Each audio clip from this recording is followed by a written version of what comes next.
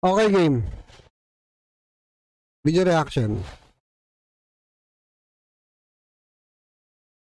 Pasintabi po muna mga kapatid dahil maselan po ang susunod nating istorya. Isang bagitong vlogger kasi ang handang gawin ng lahat, sumikat at kumita lamang sa paggawa ng content online. Iyan ay kahit pa nakakabaliktad sikmura ang kinakain niya. Para bigyan ng mukha ang balita, Mobile Journal Yeda Pascual.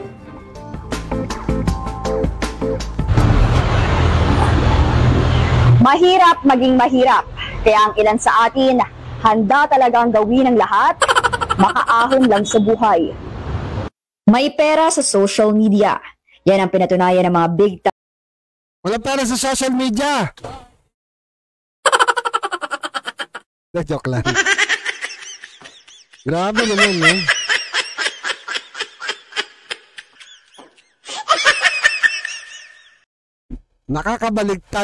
Nakakabaliktad sikmura daw. Narinig natin. Time na ngayong YouTubers at content creators. Kaya naman marami rin ang naghahangad na makilala online. Gaya na lang ng 19 anyos sa tubong Dumaguete na si Akim Facturan Felipe o kung sa Facebook ay si Boy Astig. Huminto na siya sa pag-aaral at nakafocus siya ngayon sa pagbablog. Napakamagandang halimbawa na ito. Di ba? Grabe yan, napaka-magandang halimbawa mo, kuya. Grabe ka.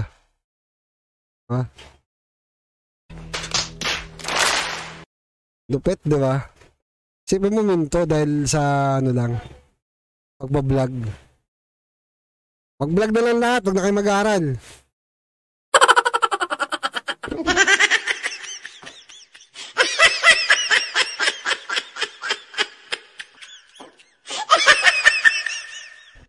Loko-loko talaga eh, no? Ang tingin ko sa sarili ko parang wala na ba akong pag-asa kung paano maiyaon yung buhay ko sa hirap.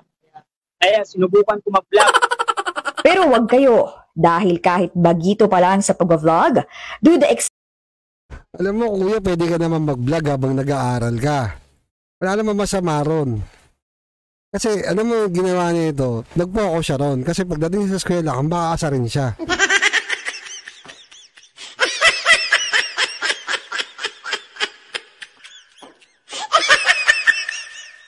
Ay, siya na kumain na etas. Kumain na etas kahapon. Nakita ko sa vlog niya. Diba? Kasi, diba? Pero okay din yun. Wala naman tayo siya masama doon. Kasi, ganun way nagsimula rin si Boy Tapang eh, diba? Pero ipagpalit mo yung pag-aaral mo, eh, napaka malaking mali. Kasi pagbablog po, hindi naman ito ano, kumbaga sa pag ano, pwede mong gawing pagkakitaan. Aminin natin, pwede mong pagkakitaan, pwede mong gamitin sa ano, para makilala ka. Maraming way. Pero hindi lang sa lahat ng panahon, 'di ba? Kasi ang dami kong vloggers na nakita din na umangat, pag-angat nila, 'di ba, bumaba din.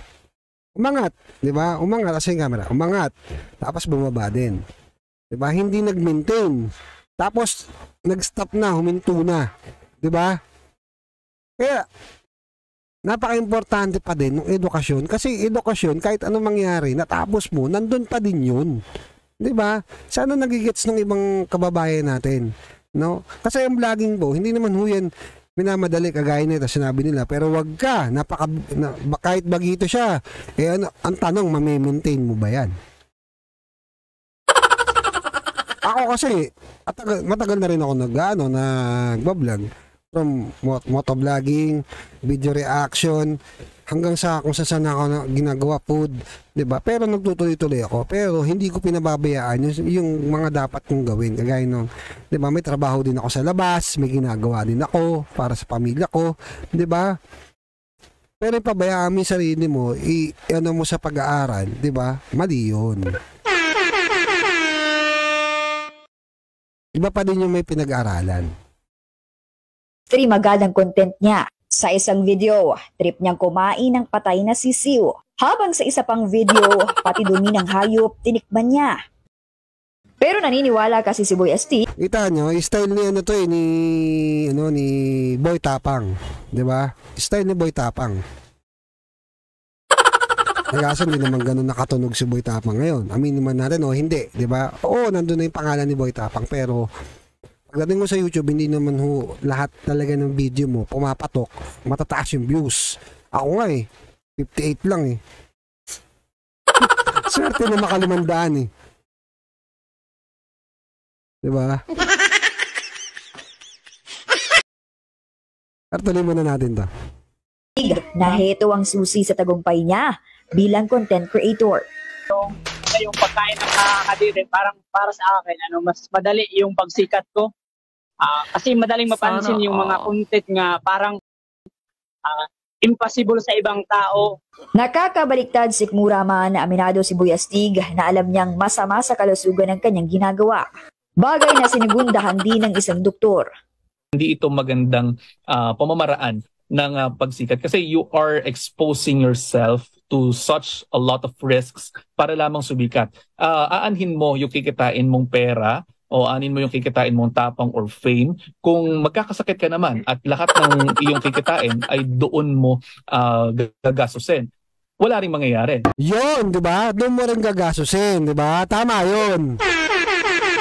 Sikat ka nga, may pera, kumita ka. Ganon din, doon din mapupunta. Sa pagpapagamot. Di ba? Yun. Ayon pa kay Doc, maaari itong mawi sa bacterial infection, electrolyte imbalance, pagsusuka, pananakit ng tiyan, diarrhea, dehydration, at iba pang mga komplikasyon. Kaya sa mga kabataan dyan, huwag itong gagayahin. Sa kabila niyan, wala na raw makakapigil sa extreme at nakakadiring content ni Boy Astig. Wala daw akong kwenta. Dami nga sabi, yung mga nanonood sa akin, sinabi nila nga, dapat daw tumigil na daw talaga ako kasi wala daw kwenta yung mga content ko. Pero hindi ko naman yung pinapansin, ma'am. Ayan, nagpatuloy talaga ako, ma'am. Hindi ko na yung pinapansin yung marami nagpasa akin. Ang kwento po ni Boy Astig ay patunay lamang na may mga bagay talaga na literal na kakayanin gawin, makaahon lang sa buhay. Pero sana sa literal din na malinis na paraan. Mobile Journal Yeda Pascual. Yun yung bagay na, alam niyo yun guys, na napakahirap din, di ba? Kasi marami talagang content creator na kanya-kanya na ng content ngayon di ba? Kanya-kanya, iba nga naguhubad na di ba? Tama na pa ang pindot. Di ba, naguhubad na kung ano nang pinagagawa sa buhay, di ba? Makakuha na ng views. Makakuha na ng views, ganun yung iba. Diba? Nakakaawa na yun. Hindi na maganda. Hindi na siya yung dating content na kapupulutan mo ng aral, may kapupulutan mo ng ng advice, 'di ba, ng mga magagandang bagay. Hindi na ganoon yung content ngayon. Marami ng iba-ibang content yung ganyan, 'di ba?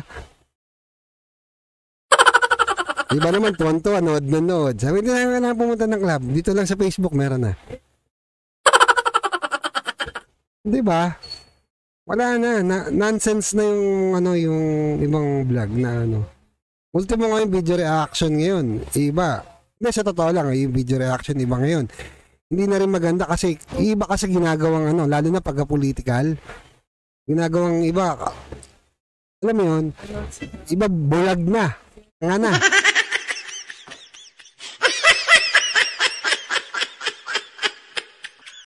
Pagtatanggol pa kahit na naggutom na, naghihirap na, 'di ba?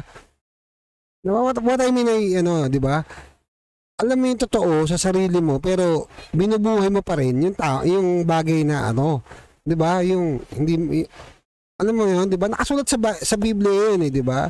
Yung pinaniniwalaan mo kasinungalingan, 'di ba? Isang malaking kasalanan. 'Di ba? Nakikita, alam mo na mali, pinagtatanggol mo pa. Yun yung bagay na hindi dapat.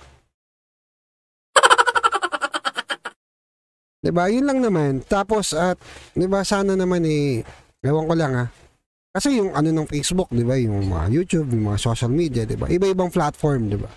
May mga rules and regulation yan. Pero yung mga bagay na ganon, minsan hindi, nakakalusot.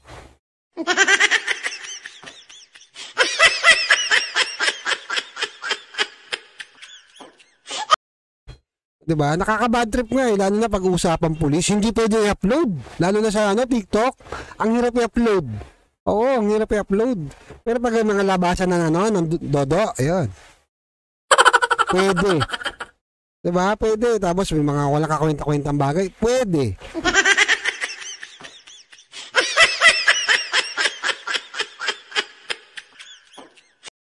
Pero pag may usapang magaganda, hindi pwede yan. Restricted. Restricted kagad. Yun lang.